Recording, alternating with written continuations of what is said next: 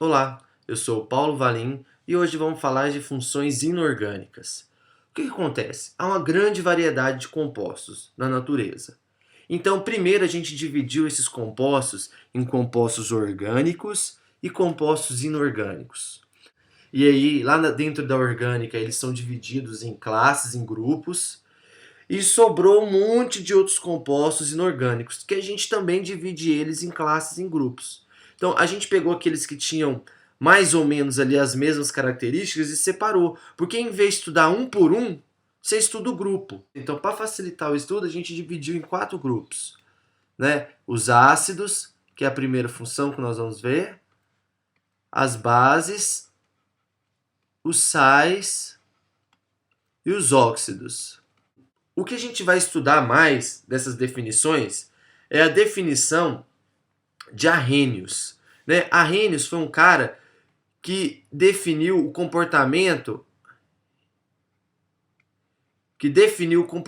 dessas substâncias em água. Então, a gente vai estudar o comportamento dessas substâncias e vai dividir elas em grupos de acordo com o comportamento delas em água.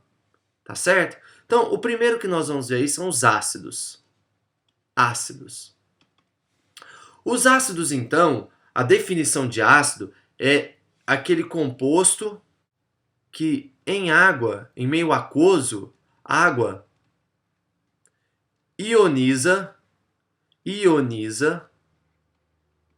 liberando o H+ como cátion, como único cátion. Né?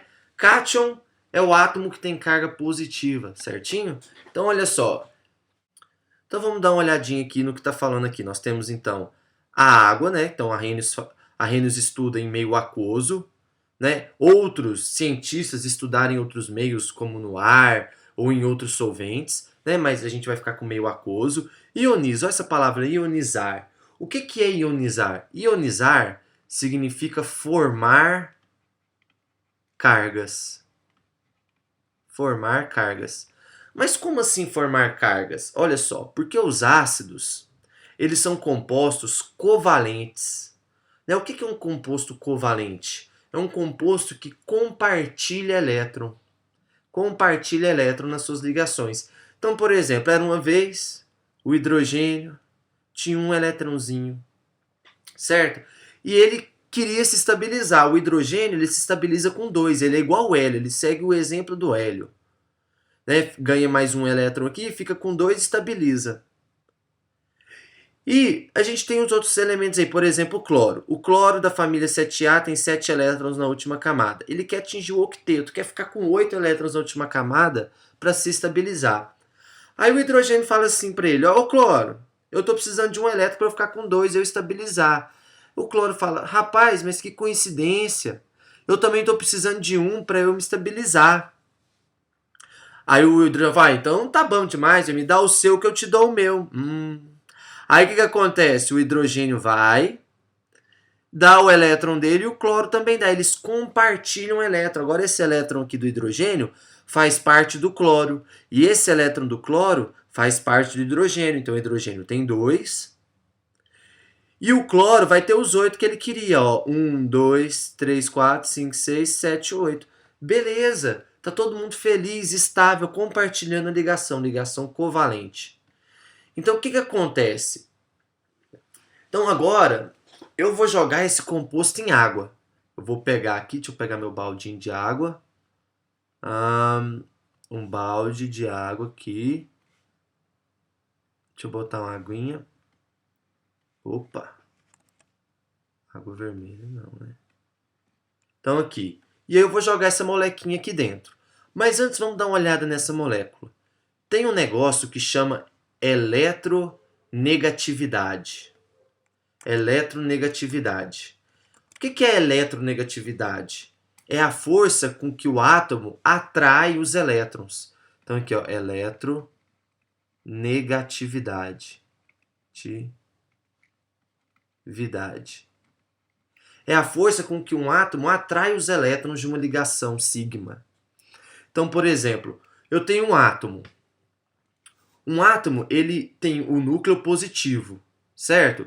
Então, se eu tenho um átomo que é pequenininho, que tem uma eletrosfera muito pequenininha, o positivo do núcleo dele consegue atrair os elétrons de outros átomos. E inclusive os elétrons da última camada dele. Ele atrai esses elétrons com muita força.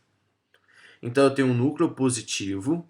E esse núcleo positivo vai atrair outros elétrons. Isso é eletronegatividade. E tem uma fila de eletronegatividade. Tem uma frasezinha que a gente fala que ajuda a gente a saber quem é o mais eletronegativo. O mais eletronegativo é o flúor. Então a gente fala assim, ó, von Klebrisk pH. Von Klebrisk pH. Von Klebrisk pH. Você não esquece, é facinho demais, ó, von Klebrisk pH. O que é o von Klebrisk pH? Eu estou repetindo de propósito. Olha só, von Klebrisk pH é que ó, o von, o flúor, o oxigênio, o nitrogênio são muito eletronegativos, ou seja, eles atraem o elétron para perto dele. Enquanto o carbono, o fósforo e o hidrogênio aqui no final são um pouco eletronegativos. Eles não são tão eficientes em atrair o elétron para perto deles. Então vamos dar uma olhada aqui. Vocês concordam comigo que aqui tem uma nuvem eletrônica? Tem os elétrons do hidrogênio e tem os elétrons do cloro aqui, ó. E eles formam uma nuvem eletrônica. Esses elétrons estão distribuídos aqui. Só que olha só, o cloro, ele é muito mais eletronegativo que o hidrogênio, não é verdade? Olha aqui no von Klebrisk, ó, von Kle, ó, o Cl é mais eletronegativo que o hidrogênio. O que isso quer dizer? Quer dizer que os elétrons dessa molécula aqui vão estar muito mais próximos do Cl do que próximos do H. Então os elétrons vão estar muito mais concentrados aqui. Então se os elétrons estão mais concentrados, mais próximos do Cl, a gente pode falar que o Cl tem uma carga parcial, esse símbolo é de parcial, negativa, enquanto o hidrogênio tem um parcial positivo. Tem um parcial positivo. Porque tem pouco elétron, ele fica com déficit de elétrons, porque os elétrons vão ficar aqui perto do cloro. E o cloro vai ficar parcial negativo. Né? A carga é parcial, porque os elétrons não são do cloro, eles só estão mais próximos do cloro. Por isso que eu coloco esse parcial. Tá certo? Então tá, então a gente sabe então que essa molécula é uma molécula polar. Né? Essa molécula tem um polo negativo e um polo positivo. Esse polo por causa da diferença de eletronegatividade.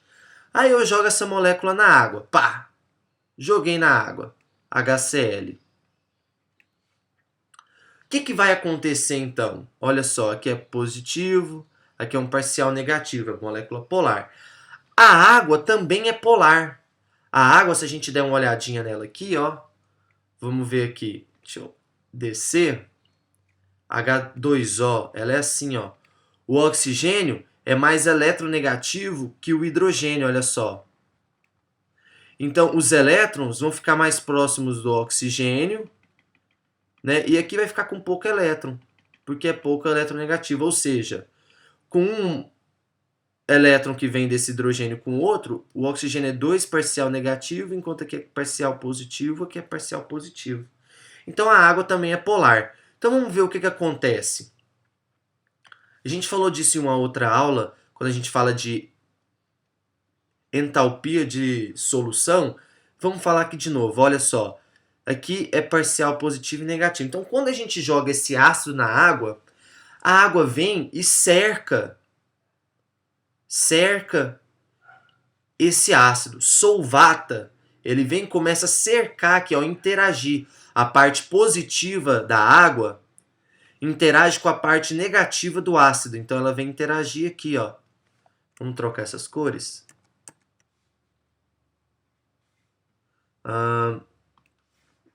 Ela começa a interagir aqui, ó.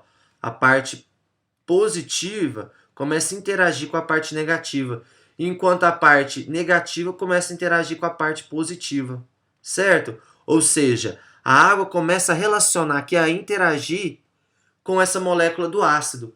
começa a fazer inferninho na vida do ácido, né? Até que o ácido não aguenta, enfraquece tanta ligação, porque agora ele começa a partilhar essa interação com outras moléculas, que enfraquece essa ligação e essa ligação acaba se rompendo.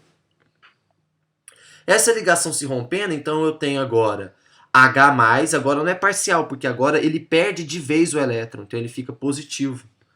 E o Cl ganha de vez o elétron, ele fica negativo.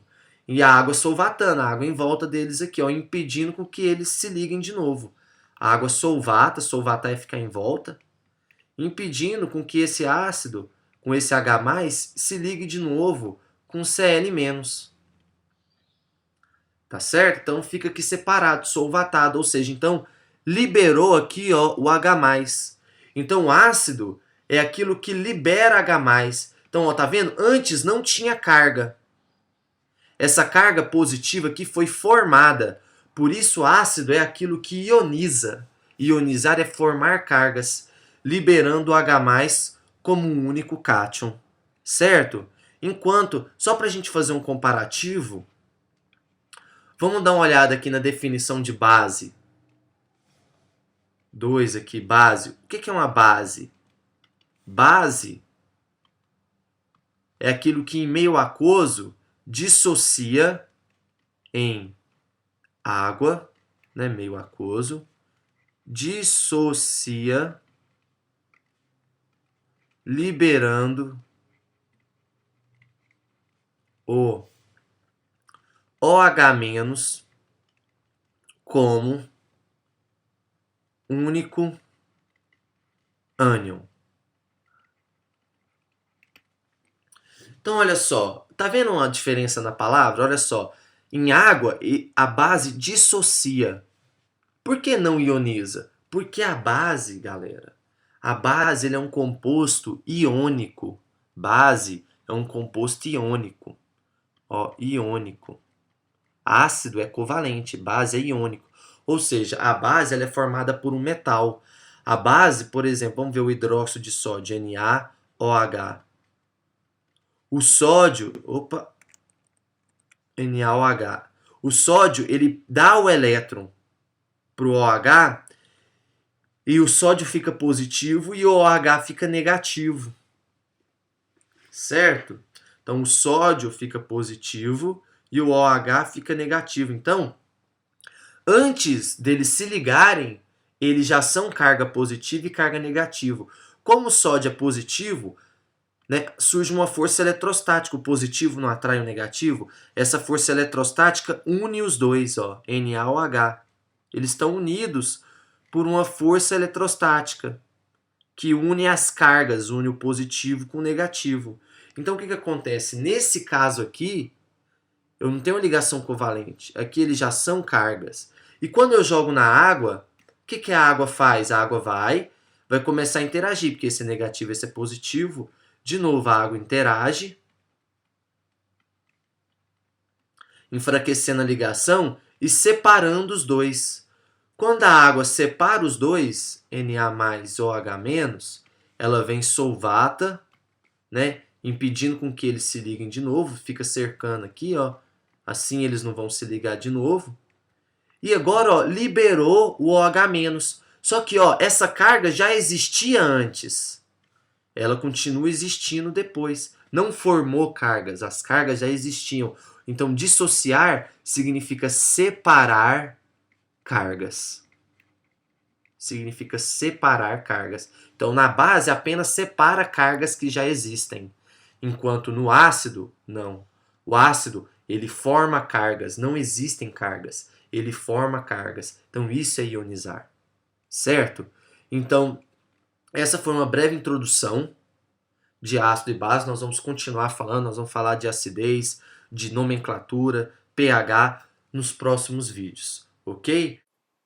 Pessoal, é isso. Não se esqueçam de me seguir no Twitter, @paulovalim, para outros vídeos e dicas de vestibular, e entre no meu site para listas de exercício e deixe seus comentários. Muito obrigado. Aqui foi Paulo Valim.